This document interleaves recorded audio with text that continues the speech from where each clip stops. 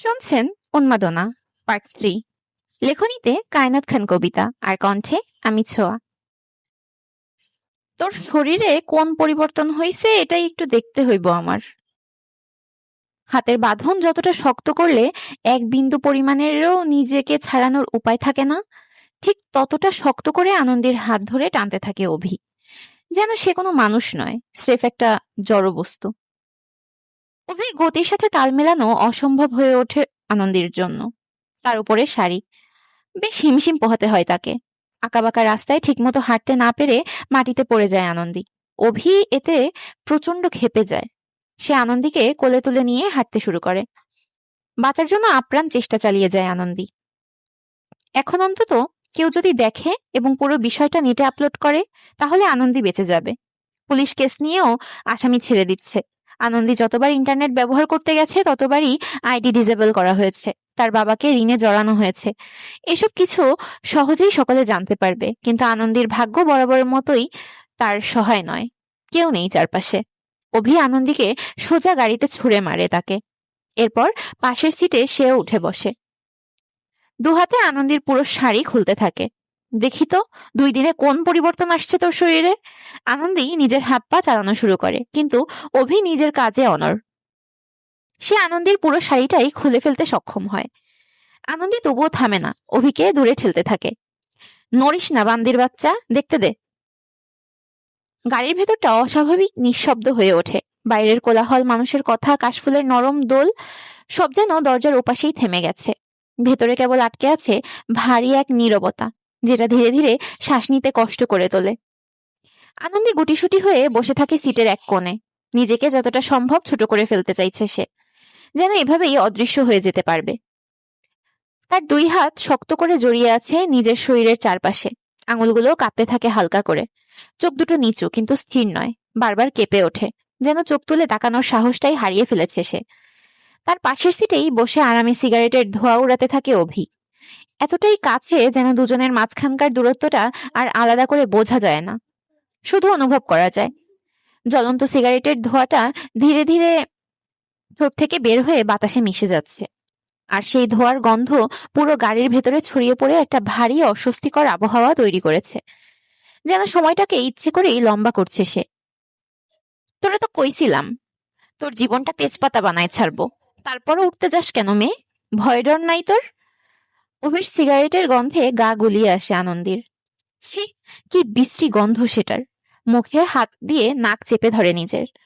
অভি হালকা হেসে আনন্দীর কোমর জড়িয়ে ধরে নিজের খুব কাছে নিয়ে নেয়। তারপর মুখ থেকে হাত সরিয়ে মুখে থাকা সিগারেটের ধোঁয়া কুণ্ডলীগুলো আনন্দীর মুখে দিয়ে দেয়। চোখ বড় বড় হয়ে যায় আনন্দীর। এটা রীতিমতো কিস ছিল, কিন্তু ডিফারেন্ট স্টাইলে।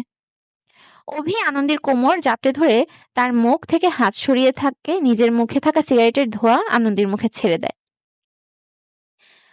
আনন্দী 2 হাতে অভিকে সরাতে গেলেও পারে না। ধোঁয়ার এমন বিশ্রী গন্ধে আনন্দীর চোখ দিয়ে পানি গড়িয়ে পড়ে। অভি তবুও আনন্দীর ঠোঁট ছাড়ে না, কারণ আনন্দী কষ্ট পাচ্ছে। আর অভির একমাত্র শান্তির কাজ হলো আনন্দীকে পরম যত্নে কষ্ট দেওয়া।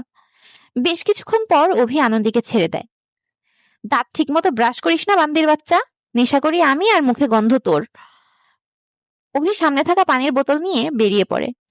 শাড়িটারি জলদি পর, না হলে মানুষ ভাববো তোর লগে আকাম করছি।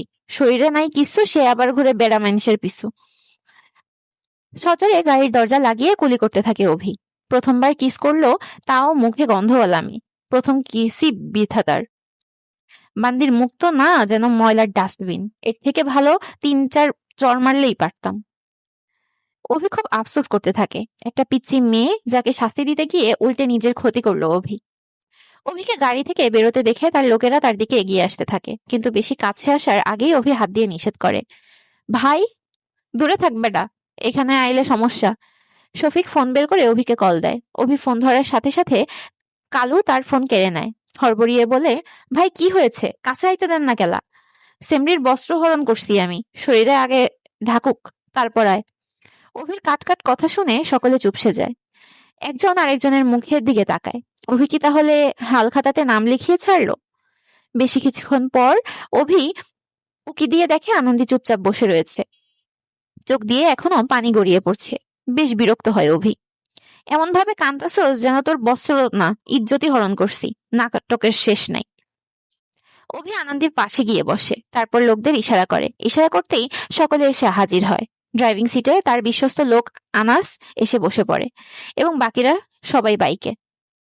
তারপর গাড়ি ছুটতে থাকে আনন্দীর বাড়ির উদ্দেশ্যে। পুরো রাস্তা জুড়ে অভি কড়া দৃষ্টি রাখে আনন্দীর ওপর এবং আনন্দী চুপচাপ মাথা নিচু করে বসে থাকে। বাড়ি কখন আসবে এটাই তার মনে চলছিল। বেশ কিছুক্ষণ পর আনন্দীদের বাড়ির রাস্তা চলে আসে অভির গাড়ি। একটু দূরে গাড়ি দাঁড় করায় অভি। তুই নামবি নাকি কোলে করে দিয়ে আসবো? হুট করে যেন ধ্যান ভাঙে আনন্দীর। সে তাকিয়ে দেখে বাড়ি চলে এসেছে। কোন রকম নিচে নামতেই সামনের দিকের কয়েকটা শাড়ির কুচি খুলে যায় তার। হাত দিয়ে চেপে ধরে আনন্দী তার পেট। তৎক্ষণাৎ নিজের পেটে অন্য কারো হাতের স্পর্শ অনুভব করে সে। ভূত দেখার মতো চমকে ওঠে আনন্দী অভিকে দেখে। অভি নেমে আশপাশে ভালোভাবে তাকিয়ে আনন্দীর খুলে যাওয়া কুচিগুলো আবার সুন্দর করে গুজে দেয়। হঠাৎ করে অভি কুচি গুজে দেওয়াতে তার হাত শক্ত করে চেপে ধরে আনন্দী। অভি এক ঝাটকা মেরে আনন্দীর হাত সরিয়ে দিয়ে পুরো কুচি গুজে দেয়। যা বাড়ি যা, 2 দিনের সেরি শরীরে নাই কিছু, হেতি আবার শরম পায়, যা সর।